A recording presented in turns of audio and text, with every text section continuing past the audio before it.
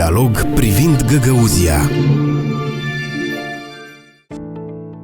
Costumul național găgăuz.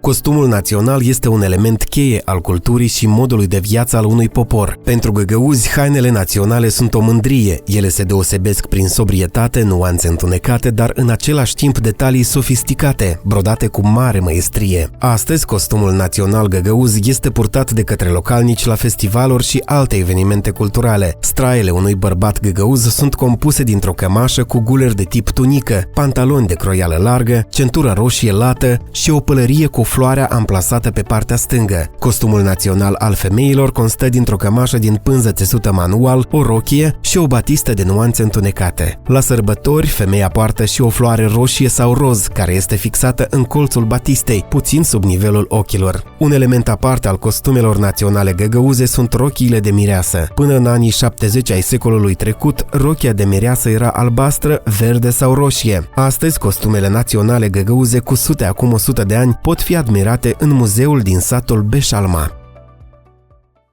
Dialog privind Găgăuzia.